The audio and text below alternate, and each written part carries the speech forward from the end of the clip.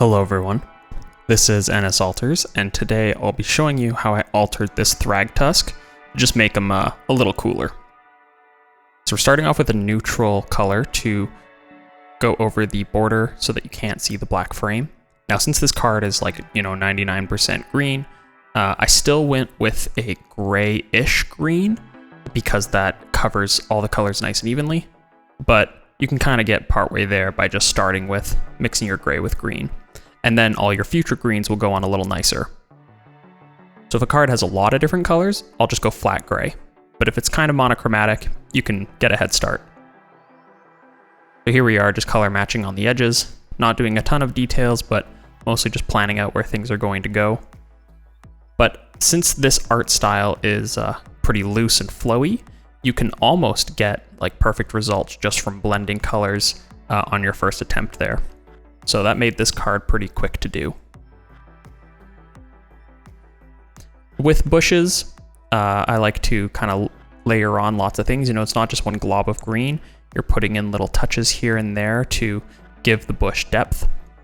And with the tree I just painted there, with the light shining through, I painted a swath of green in a big clump, and then the white parts coming through, I speckled on some white on top, and then I came back later and I dampened them with a little more green in some areas.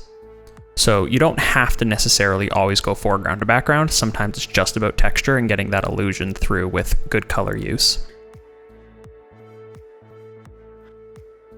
But here we are, kind of just finishing up, putting down some fade to black on the bottom. And that looks pretty good for a standard border. But we're not doing just any old standard border. We're going to be changing the name. So just color matching the background and then going over very carefully with our pure black there and give our beast a little swag.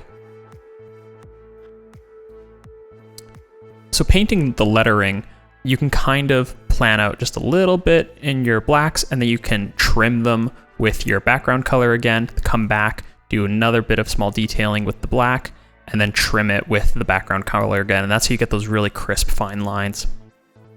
Now here for his snapback, putting on just basic black, and we wanted to keep it simple, keep an iconic type of hat here. So just some thin gray lines, and again, we're trimming those thin gray lines with more black paint to really get some fine control. And paint on the Supreme logo, it's looking fresh. And then our little token 3/3, well, he needs some shades as well. Nice. So we'll just put another layer of black on the bottom, make that nice and solid. And you know what? He also needs a chain, so let's just give him a bit of drip there. Painting gold is a lot of fun. It's pretty much just shades of brown, going from a dark brown up to a pure white.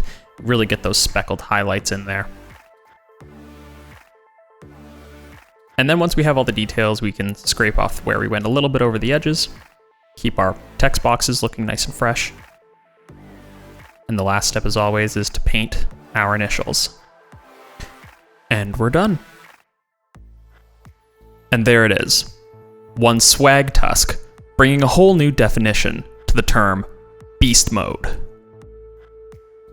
If you liked this video, please consider subscribing. Or if you want to see me alter a specific card, leave a comment down below. Thanks for watching, and have a good day.